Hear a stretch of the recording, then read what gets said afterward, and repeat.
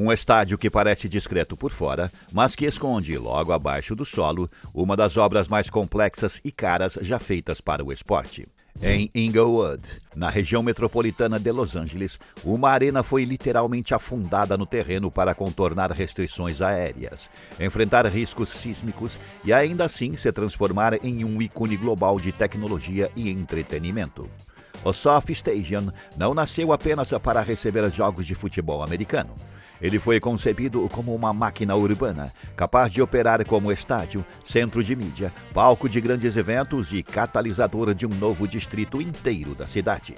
Com um investimento privado que ultrapassa os 5 bilhões de dólares, uma cobertura translúcida de última geração, uma tela circular suspensa que domina o interior da arena e uma infraestrutura digital digna de uma cidade inteligente, o projeto empurrou os limites do que já havia sido feito em arenas esportivas. Neste vídeo, você verá como surgiu o projeto do estádio mais caro do mundo. A história do Sophie Stadium começa muito antes do primeiro caminhão entrar no canteiro. O projeto surge a partir da decisão dos Los Angeles Rams de retornar à cidade depois de 2 décadas fora, em um contexto em que Los Angeles já não aceitava mais soluções provisórias ou estádios adaptados. A escolha do Inglewood não foi casual. O antigo terreno do Hollywood Park oferecia escala, localização estratégica e a possibilidade de criar algo que fosse além de uma arena esportiva isolada. A ideia central era usar o estádio como âncora de um grande distrito urbano de entretenimento, capaz de operar durante o ano inteiro e não apenas em dias de jogo. Desde o início, o projeto foi pensado como uma operação privada de altíssimo risco financeiro, mas também de alto potencial simbólico e econômico, reposicionando Inglewood no mapa global dos grandes eventos. A concepção do estádio partiu de uma premissa clara. Não bastava construir um campo com arquibancadas. Era necessário criar uma infraestrutura capaz de combinar esporte, mídia, tecnologia e experiência urbana em um único organismo. O desenho arquitetônico rompe com o modelo tradicional ao rebaixar grande parte da arena abaixo do nível do solo, solução adotada para respeitar restrições de altura impostas pela proximidade do aeroporto de Los Angeles. Essa decisão moldou todo o projeto, influenciando acessos, circulação, estrutura e sistemas técnicos. Ao mesmo tempo, a visão era criar um estádio que funcionasse como espaço aberto, com ventilação natural e luz solar filtrada, evitando a sensação de arena fechada. O resultado foi um conceito híbrido entre indoor e outdoor, onde arquitetura e engenharia precisaram trabalhar juntas desde o primeiro esboço. O Sophie Stadium se consolida como o estádio mais caro já construído a partir de um modelo financeiro raro no esporte norte-americano, baseado quase integralmente em capital privado. O custo final ultrapassou os 5 bilhões de dólares, financiado principalmente pelo grupo Kroenke Sports e Entertainment, sem depender diretamente de recursos públicos para a construção da arena em si. A lógica de retorno não se limita ao futebol americano, mas à capacidade do estádio de gerar receita contínua com shows, eventos globais, mídia e valorização imobiliária do entorno. O acordo de naming rights com a Sophie, estimado em cerca de 400 milhões de dólares por 20 anos, reforça essa estratégia de longo prazo. O estádio deixa de ser um gasto pontual e passa a operar como um ativo financeiro e urbano, cuja viabilidade depende da escala, da tecnologia e da frequência de uso. O projeto do Sophie Stadium nasce a partir de uma restrição que normalmente seria tratada como um obstáculo, mas que aqui se transforma no eixo central da solução técnica.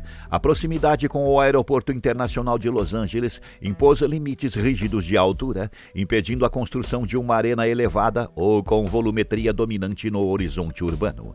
Em vez de disputar espaço vertical, o projeto optou por um movimento inverso, rebaixando grande parte do estádio em relação ao nível natural do terreno. Essa decisão não foi apenas arquitetônica, mas estrutural, urbana e operacional, pois passou a determinar como o estádio seria acessado, sustentado, drenado e operado ao longo de sua vida útil. O conceito do balão rebaixado redefine completamente a lógica tradicional de arquibancadas.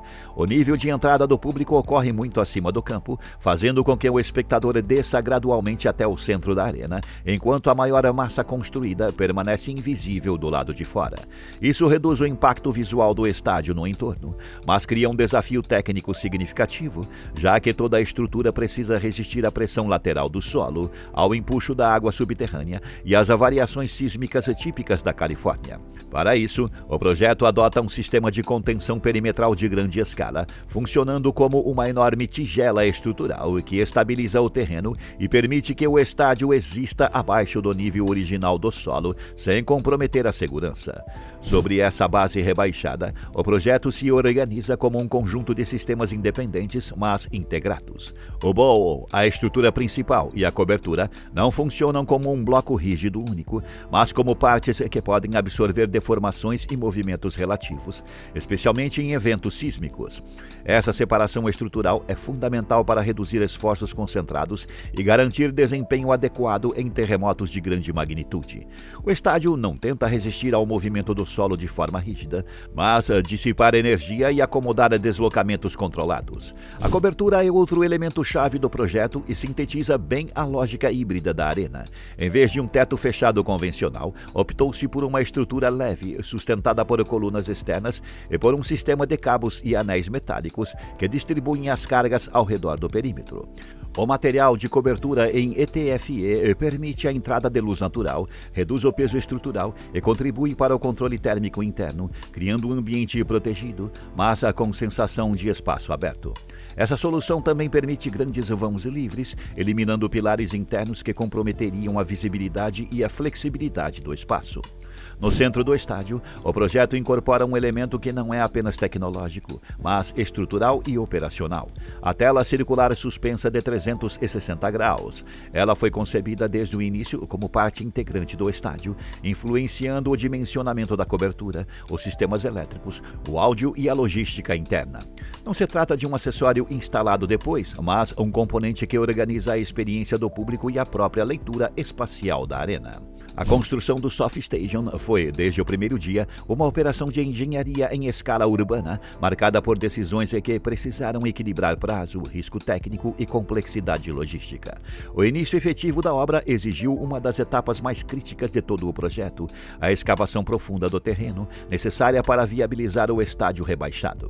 Milhões de metros cúbicos de terra foram removidos para atingir o nível definitivo do campo, criando uma enorme cratera que passou a concentrar praticamente todas as frentes de trabalho. Diferentemente de um estádio convencional, onde a estrutura cresce para cima, aqui a obra começou para baixo, exigindo contenções imediatas e planejamento rigoroso para evitar instabilidades do solo. A execução do sistema de contenção perimetral foi determinante para o avanço seguro da obra. Esse anel estrutural precisou ser construído em etapas cuidadosamente sequenciadas, permitindo que novas escavações fossem realizadas sem comprometer a estabilidade das áreas já abertas. Ao mesmo tempo, sistemas provisórios e definitivos de drenagem foram implantados desde as fases iniciais, garantindo que a água subterrânea e as chuvas não transformassem o canteiro em um risco permanente. Em um estádio enterrado, qualquer falha nesse controle poderia gerar atrasos significativos, reforços emergenciais e aumento substancial de custos. Com o bowl estabilizado, a obra avançou para a execução das estruturas principais em concreto e aço, que precisaram ser montadas com altíssimo grau de precisão. A geometria do estádio, marcada por curvas complexas e grandes vãos, impôs desafios constantes de alinhamento e tolerância, especialmente na interface entre arquibancadas, lajes técnicas e sistemas de circulação. Paralelamente, a montagem das colunas externas e dos anéis estruturais da cobertura exigiu uma coordenação fina entre equipes de concreto, aço e montagem pesada, já que esses elementos seriam responsáveis por sustentar uma das maiores coberturas já construídas para um estádio. A instalação da cobertura representou um ponto de virada na obra. O sistema de cabos e anéis metálicos precisou ser tensionado de forma controlada, com monitoramento contínuo de deformações e cargas, garantindo que o comportamento estrutural correspondesse exatamente ao previsto em projeto. Somente após essa etapa foi possível avançar com a instalação dos painéis de ETFE, que demandaram logística específica devido às grandes dimensões e à necessidade de manter integridade e uniformidade visual. Essa fase marcou o momento em que o estádio começou a ganhar sua identidade final, ao mesmo tempo em que fechava o ambiente interno e permitia o avanço dos trabalhos de acabamentos e sistemas. Outro desafio singular foi a instalação de tela circular suspensa, que exigiu planejamento dedicado e equipamentos de içamento de grande capacidade. A montagem ocorreu em etapas, com módulos sendo posicionados e conectados gradualmente até formar o anel completo. Todo o processo precisou ser sincronizado com a estrutura da cobertura e com os sistemas elétricos e de dados, evitando interferências e retrabalho. A tela não foi instalada ao final da obra, mas integrada enquanto o estádio ainda estava em plena construção, o que elevou ainda mais o grau de complexidade do canteiro. Ao longo de todo o processo, o canteiro operou praticamente de forma ininterrupta, com múltiplas frentes de trabalho funcionando em paralelo. Milhares de trabalhadores passaram pela obra, acumulando milhões de horas de trabalho até a conclusão. Para manter o controle de prazo e qualidade, foram amplamente utilizados modelos digitais, simulações construtivas e sistemas de monitoramento em tempo real, permitindo ajustes rápidos diante de imprevistos como ventos fortes, restrições operacionais do entorno e mudanças de sequenciamento. O legado do SoftStation vai muito além do esporte e ajuda a entender como as grandes arenas passaram a operar como infraestruturas urbanas permanentes. Inserido no projeto do Hollywood Park, o estádio deixou de ser um equipamento isolado para funcionar como âncora de um distrito inteiro de uso misto, combinando entretenimento, comércio, serviços e espaços públicos. Essa estratégia muda a lógica tradicional de estádios que permanecem ociosos a maior parte do ano e reforça a ideia de que obras dessa escala só se justificam quando conseguem gerar fluxo, receita e atividade urbana contínua. Em Inglewood, o impacto econômico é visível na atração de investimentos, na criação de empregos diretos e indiretos e na valorização imobiliária do entorno. O estádio atua como um imã para grandes eventos, mídia global e turismo, reposicionando a cidade dentro da dinâmica metropolitana de Los Angeles. Ao mesmo tempo, esse processo expõe tensões comuns a projetos dessa magnitude, especialmente relacionadas ao aumento do custo de vida e à pressão sobre comunidades locais. Mesmo sendo financiado majoritariamente com capital privado, o empreendimento se beneficia de incentivos urbanos e infraestrutura pública, o que alimenta o debate sobre quem, de fato, captura os ganhos de longo prazo gerados por uma obra desse porte. Do ponto de vista técnico e conceitual, o SoftStation estabelece um novo padrão para arenas multifuncionais. A combinação de estádio rebaixado, soluções sísmicas avançadas, cobertura translúcida de grande vão, integração digital e infraestrutura de mídia transforma a arena em uma plataforma adaptável, capaz de receber desde jogos de futebol americano até finais esportivas globais, grandes shows e eventos corporativos de escala internacional. A preparação para a Copa do Mundo de 2026 reforça esse papel estratégico. Para atender às exigências do futebol internacional, o estádio passa por ajustes operacionais e técnicos, mostrando que sua concepção não foi pensada como algo rígido, mas como uma estrutura capaz de se adaptar a diferentes formatos de evento. Durante o torneio, o estádio deixa temporariamente sua identidade comercial e assume um nome neutro. Mas e você? O que acha de transformar estádios em verdadeiras cidades tecnológicas integradas ao tecido urbano? Comente.